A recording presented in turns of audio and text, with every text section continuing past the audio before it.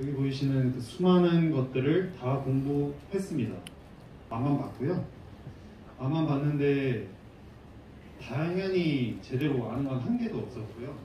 그러다 보니까 결국은 논문을 쓴 게 그때 텐서플로우가 0.9 버전이었던 것 같아요. 거의 임성훈 교수님이 올려준 코드를 베껴서 어떻게든 돌렸고 다행히 결과가 나왔는데 해석도 제대로 못했고, 근데 이제 뭐 학교들 다들 다녀봐서 아시겠지만 그래도 졸업은 시켜줍니다.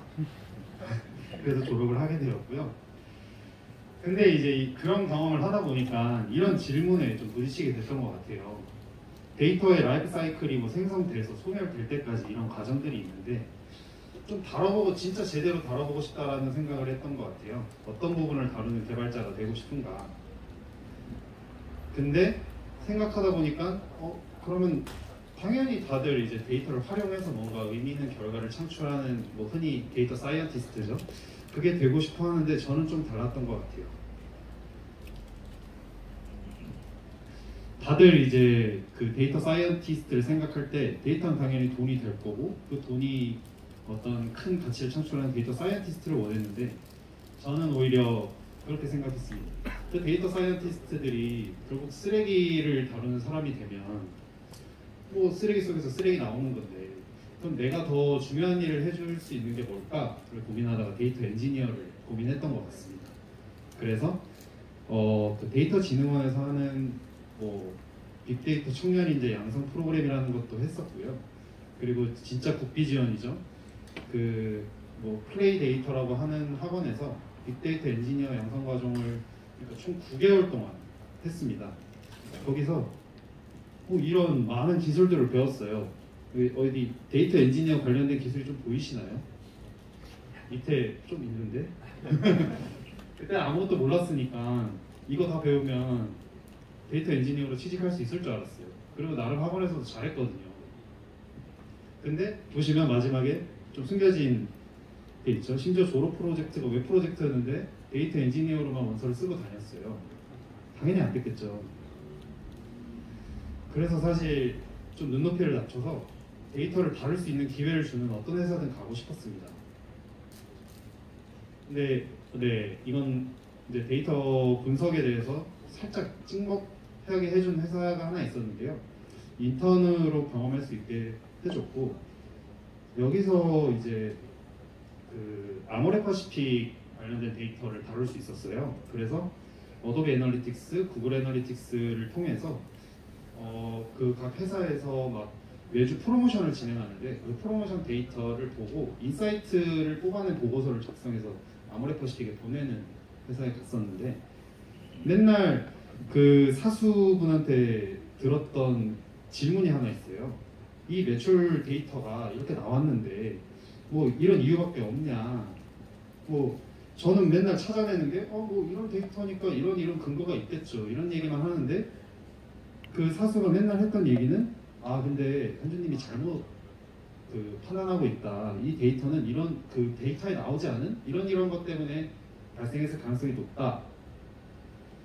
그렇게 하고 나서 제가 이제 좀 깨달은 게 제가 데이터 엔지니어로 계속 이제 지망하고 있긴 하지만 데이터를 다루는 사람한테 도메인은 정말 중요하다라는 거를 좀 경험할 수 있게 됐던 것 같습니다. 네, 그래서 이제 좀 제가 이제 진짜로 이제 어떤 데이터 엔지니어로의 커리어를 좀 쌓아가게 된 게 이제 다음에 가는 진짜 회사고요. 그래서 개발이랑 하둡을 저는 경험했다라고 생각을 해요. SI 솔루션 회사고 아마 혹시 온프레미스 하둡을 검토하고 있으신 분들이라면 클라우데라 말고 이 회사도 아마 검토해 보셨을 가능성이 높습니다. 그래서 저는 백엔드 엔지니어이자 데이터 엔지니어로 들어가서 SI로 웹 개발을 했었고요.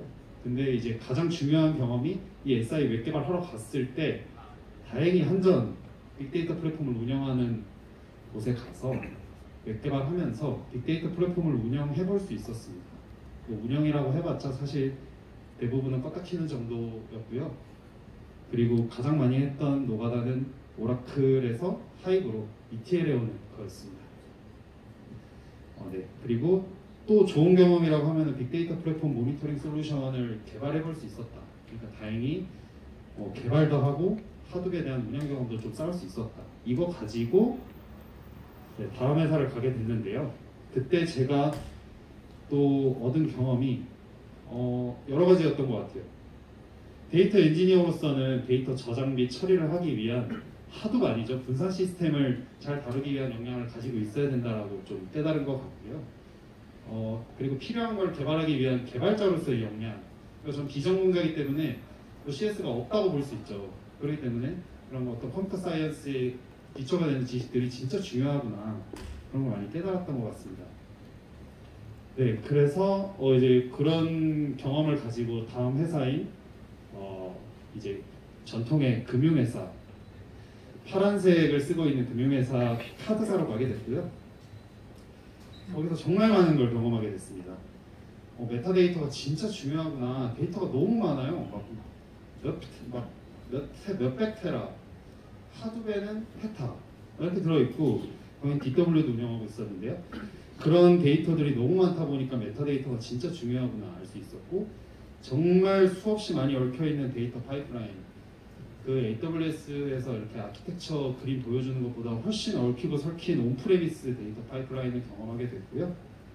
그리고 개발 방법이 표준화되어 있어야 한다는 것, 그리고 정말 지겹도록 장애가 많이 났습니다. 배치가 하루에 10,000개씩 돌아가는데 한 200개씩은 장애가 났던 것 같아요. 네. 그리고 좀 이제 오라클과 하드 플랫폼의 효용성을 비교해 볼 수 있었는데요. 정말 왜 오라클이 비싼 돈을 받아 먹는지 정말 많이 겪게 되었습니다. 네. 그리고 제가 좀 이 기존의 전통 금융회사에서 겪었던 안 좋은 점이고, 제가 이직을 하게 된 가장 큰 계기는, 저는 SI 프로젝트를 뛰던 개발자에서 SI 프로젝트 발주사의 담당자가 되었고요. PL이죠. 그리고 사내 데이터 포털 문의 담당자예요. 이게 뭐냐면 막내니까 뭐 SQL 클라이언트 안 된다, 뭐 오렌지 이런 거 안 된다, 그럼 전화 와서 안 돼요, 허리 튜닝해 주세요, 뭐 이런 문의 받고요. 그리고 제가 여기서 가장 불만이었던 건 SM 업무를 했다는 건데, 가장 답답했던 점이 이거였던 것 같아요. 어떤 개발권이 주어지면 그걸 제가 개발할 수가 없어요. 설계해서 SM분한테 던져야 되는데 대화가 안 통해요. 기술적인, 저는 그분들이 되게 기술적으로 되게 수준이 높다라고 항상 생각했지만, 제가 얘기하면 그분들한테 다시 가르쳐야 돼요.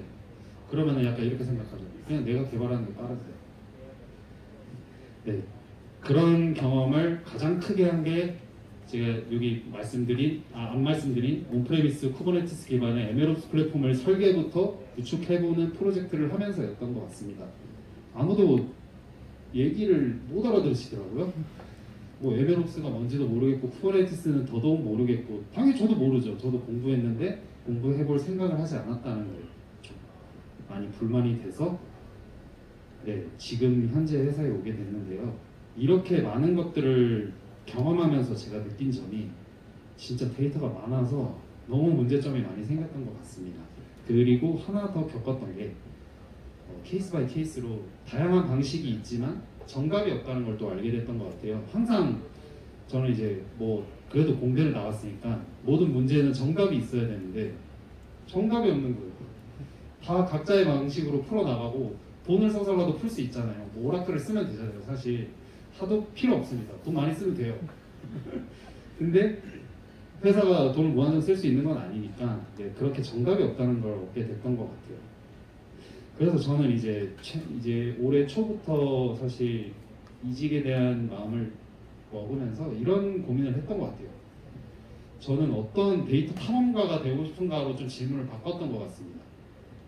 사실 데이터 라이프 사이클 안에서 저는 이제 처음부터 엔드 투 엔드로 다 경험해보고 싶다는 건 항상 동의했는데, 그래서 어떤 데이터 탐험가가 되고 싶은가라고 질문을 바꿔봤고, 그래서 현재 회사인 카카오페이로 오게 됐던 것 같아요. 여기서는 좀 더 직무가 세분화됐습니다. 하드 플랫폼 엔지니어이고요. 저는 이제 카카오페이의 데이터 플랫폼 팀 내에 있는 하드 플랫폼 파트에 속하게 되었고요.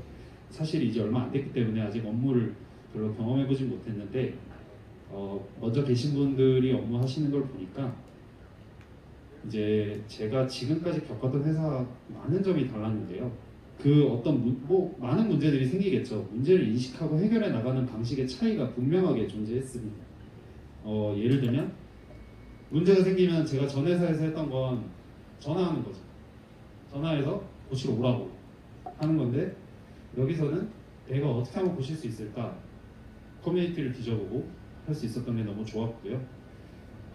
불편하고 필요하다면 직접 적용하고 개발하는 그런 것들이 더 좋고, 네, 제가 앞으로 더 잘할 수 있는 분야라고 생각을 했습니다. 네. 그리고 네, 그래서 개인이 원하는 커리어를 쌓을 수 있도록 유도한다는 점도 되게 좋았는데요. 그래서 이제 아까 전에 질문을 살짝 다시 되돌아보자면 저는 어떤 데이터 탐험가가 되고 싶냐에서 하둡 데이터 플랫폼 엔지니어로 결론을 내렸는데요. 데이터가 만들어지고 저장되는 곳, 그러니까 저장에 대해서 좀 더 좀 더 지식을 쌓아보고 싶다. 저장과 활용 이쪽에, 그래서 저는 이제 하둡 플랫폼을 좀 더 다뤄볼 수 있지 않을까, 내가 가진 현재 커리어 상에서 그렇게 생각을 했습니다. 네, 이거는 살짝 넘어갈게요. 네, 그래서 뭐 이거는 이미 다 데이터 엔지니어신데 이런 얘기를 하는 게 좀 웃기긴 한데 비전공자이니까 이런 얘기들을 할 수 있는 것 같습니다. 특정 기술에 절대 매몰되지 말아야 된다라고 저는 생각을 해요. 데이터 엔지니어 잡부죠. 뭐 이것도 하고 저것도 해야 돼요. 카톡방에서 가장 많이 보이는 글이 데이터 엔지니어로 시작하려면 뭘 해야 돼요? 그러면은 질문이 답이 너무 많아요. 뭐 파이썬, 뭐 자바, 언어부터 시작해서 기술은 더 많고요. 책은 추천해달라 그러면은 그냥 예스24를 통째로 갖다 놓는 게 빠를 정도로 책을 많이 추천해 주시더라고요. 그래서 특정 기술에 매몰되지 말자라고 하고 싶고, 그리고 네, CS 기본기는 정말 중요하다. 대화가 안 되더라고요. CS 기본기가 없었을 때는. 물론 지금은 열심히 공부를 하고 있지만 네, 그래도 CS 기본기는 정말 중요하다고 생각하고, 왜냐하면 저희가 다루는 시스템들은 대부분 분산 시스템이고 그렇기 때문에 온갖 기술들이 얽히고 설켜서 이제 돌아갈 텐데 그 CS 기본기가 없으면 어디서 문제가 생기는지 발견할 수 없다라고 생각을 해요. 그리고 뭐 이거는 사실 저한테 하는 얘기인데, 데이터는 비즈니스적인 의미를 가질 때 가치가 생긴다라고 항상 생각을 하는데, 그러니까 쓰레기 데이터를 제발 가져다 달라고 하지 마 라고 데스하드한테 얘기하고 싶습니다. 네, 그래서 뭐 사실 같은 얘기긴 한데 정말 다양한 분야에 대한 공부가 지속적으로 필요하다라고 생각을 해요. 첫 번째랑 일맥상통하는 얘기죠. 네. 그래서 어쨌든 이렇게 SI를 경험했지만 결국 서비스 회사에 올 수 있었고, 앞으로 데이터 엔지니어로서의 커리어가 너무 기대가 되는 한 명이 있다. 그래서 네, 다들 너무 반갑습니다. 네, 감사합니다. 일단 이 오프라인 질문을 일단 네트워킹 시간에 해주시면 될 것 같고요. 아까 온라인에 올라온 질문 2개만 답을 해주시면 좋을 것 같은데요. 호텔 준비를 어떻게 하셨는지랑 포트폴리오는 어떻게 만드셨는지 두 가지 질문에 대해서 답드리겠습니다. 네. 호텔은 제가 진짜 힘들어했는데요. 결국 이제 처음에는 다행히 제 지인의 도움을 받아서 기본적인 뭐 문제풀이 방향이랄지 이런 걸 좀 설정을 받았고, 그 뒤로는 뭐 답이 없었습니다. 양치기밖에 답이 없었고요. 근데 대부분의 코트에서 썩 좋지 않은 결과를 가져왔던 것 같아요. 그렇게 잘 못 풀었던 것 같아요. 근데 내 코트에 무조건 SQL은 나온다. 그러니까 SQL을 꽤 복잡하게 준비를 하시라라는 뭐 추가적인 말씀을 드릴 수 있을 것 같고요.